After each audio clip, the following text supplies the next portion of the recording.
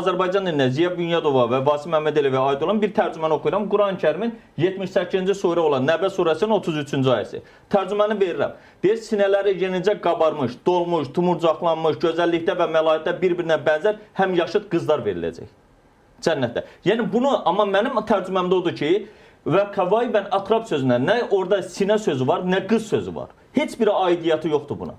Orada innə lil muttaqinə məfəzə deyir. Müttəqilər üçün qurtuluş vardır. O zaman deyirəm, soruşuram, ərəb dilinin qrammatikasına görə müttəqilərin içində qızlar da varmı, xanımlar da varmı? Var.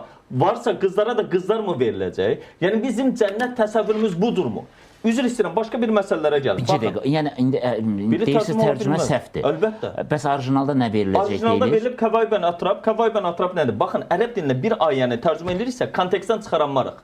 Orada gəlir innə lil muttaqinə məfəzə hədəyiqə və ənəbə və kavaybə atrabə və kəsən dihaqə. Gəlir ki, müttəqilər üçün, o yəni təqvalı insanlar üçün deyir, qurtuluş yeri var, hədəyiq, bağlar var, ənayib, üzümlüklər var və kavayb ətraf qoyuram, indi onu qıraq. Sonra deyir, bir kasa ilə dolu, məsələn, içəcəklər var və kəlsən dihəqədir. Bəs burada qadını necə çıxartdın?